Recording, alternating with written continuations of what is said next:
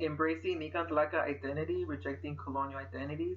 So we're here to promote our indigenous identity. We are using the term Nican Tlaca, which means we the people of this land, or we the people here, and it's just a way of rejecting colonial labels such as not Hispanic, not Latino, mestizo, Indian, and we want to promote unity within our people, whether you're from North America or South America, and the second picture demonstrates that you know even though we are different ethnicities, you see that even physically we look alike, and that kind of demonstrates that our people have been migrating and migrating all over the continent. So we are one people. We're all one people, one continent, and we reject European borders. Okay, so in order to reclaim our identity, we have to know exactly what we're claiming. So it's very imperative to know exactly where we come from, to have a clear understanding of who we are before the invasion, and because of our cultures have been destroyed by the Europeans, many of us do not know where we come from. We don't know what nation or tribes we come from. We don't know our collective history. We're not proud to be indigenous. It's seen as a negative aspect in our lives, and this is a way to, we are showing collective accomplishments to our people, and this slide will mainly focus on Mexica, because they're the most documented, and we're not trying to say it's better. We're not trying to impose, Mexica identity, but it's a sense of this is what we have and this is what we could use. And I will use other examples of Nicantalaka nations, but it will be mostly Mexica. So again, I want to emphasize on the identity. So over here you see, three different things. You see like so-called Native American, you see Mexica, you see Mayan, and again, we're just saying that we are Nicantalaka, we are indigenous to this land. Um, Whether we're mixed blood or full blood, we're so one people. Like we have a clear understanding that being mixed is a form was a product of rape, so that doesn't deny our indigenous identity. And again, Nicantalaka is promoted because that's what's documented. If you have any other label that means indigenous in any other language, it's fine. But this is what we're promoting, just to get away from the whole Latino, Hispanic, Indian, and whatnot.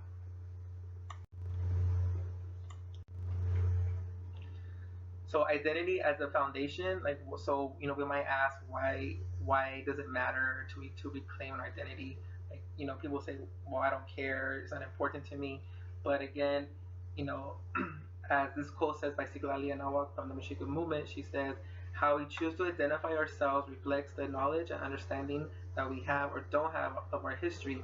An identity tells a story, connects us to your culture, reflects your values, and most importantly, says how you connect to this world. 519 years of colonialism produces a people who are ignorantly label themselves terms that benefit the colonizer and the colonial order. After the genocide comes the ethnocide.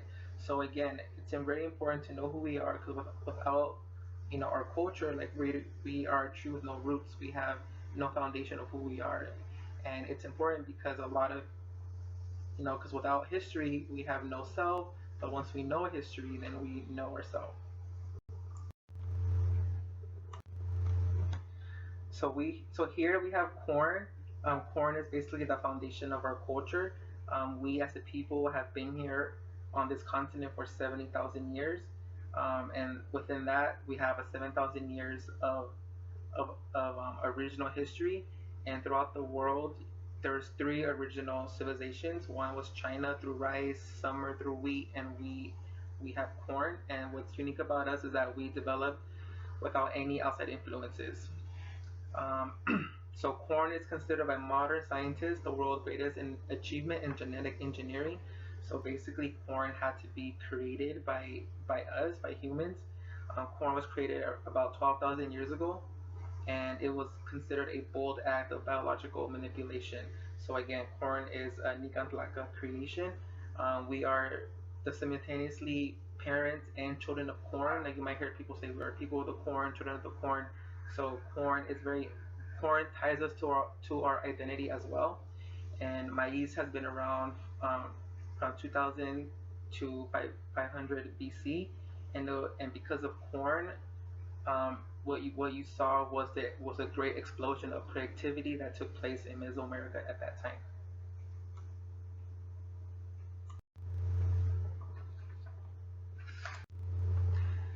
So here you have examples of corn being displayed in our art, in our sculptures, and it's just a representation of how corn is important to our people. Creators of independent civilizations. The first one is Carat from the Peru area is considered the mother father culture in Tahuantinsuyo, falsely called South America. And then you have the Olmecs, which began in 1800 BC, and they are considered the mother father culture of Anahuac.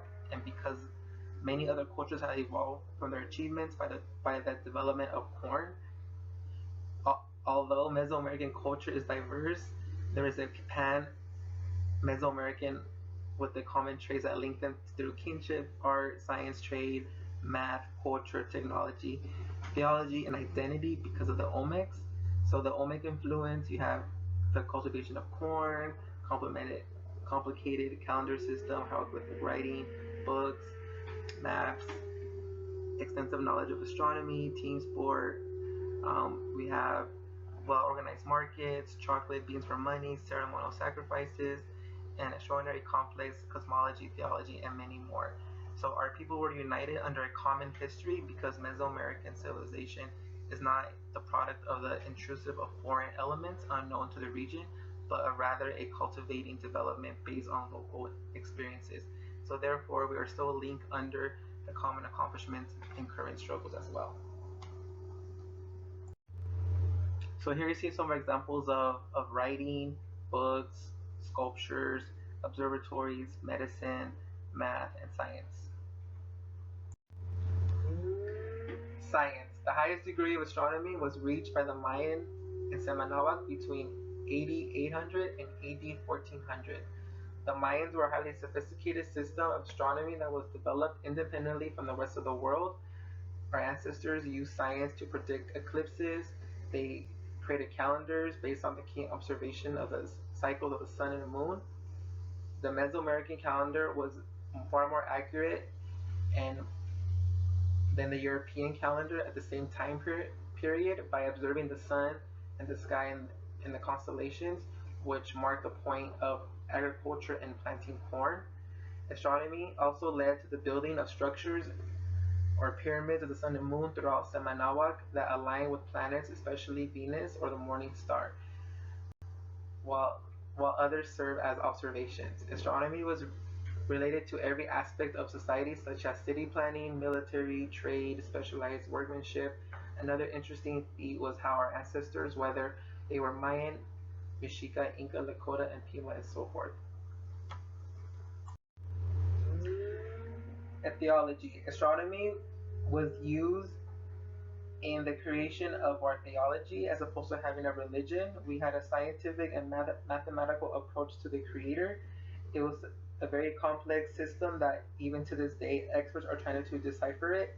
So in order to even comprehend our theology, we have to have a basic understanding of science, of physics, chemistry, biology, and no other theology around the world is similar to ours because we use science and how we view the Creator. Education and cities. We were the first people of all of humanity to have mandatory education for all sexes and social classes. And some of our cities are Machu Picchu, Tecal, Cholula, Tenochtitlan. It was documented by the Spaniards that Tenochtitlan was larger than London, Spain, and any other European at the time, and Cortes agreed that it was far most beautiful city on earth. Writing. We had an independent, complex, and sophisticated writing system. Some of the examples are hieroglyphics, pictographs, logograms, Kickapoo writing system, which is a 3D writing forms of knots that resemble CD-ROMs or computer-like technology. It was the Mayans who took the writing system to a high degree with a mixed semantic phonetic script in which they apparently could write anything they wish. Health. It was the Mexica civilization that founded the first hospital of Anahuac. It was fully staffed with doctors, nurses, surgeons, and many others. Mexica surgeons performed brain amputations and plastic surgeries. The hospitals provided a free service to the community because it was funded by the government. Other medical practices that predate Europeans were holistic medicine, concept of hygiene, hot springs, therapeutic touch, aromatherapy, and many more. Society. Our ancestors were a moral people with great ethics, possibly the most humane people of all humanity. The Tlatoani, which means he who speaks, was not chosen by mere chance, but by many merits. One of them was based on their ability of delivering poetic, eloquent, and figurative speeches with which the Mexica people loved so well. The society was very disciplined and strict. If a public official broke the law in any way, they were punished more harshly than a commoner in a form of the death penalty. Men and women in the elderly position were highly respected and esteemed and had a place in society until their death, which was celebrated with great joy for having contributed to the greatness of the nation. Another example of a law was public drunkenness, which was illegal because it violated the social and cultural well-being of the nation.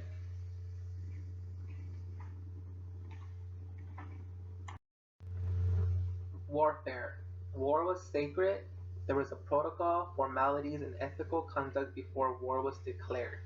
War happened after long and painful negotiations with quarreling nations. The Mexica were not only expanding but unifying various nations into one.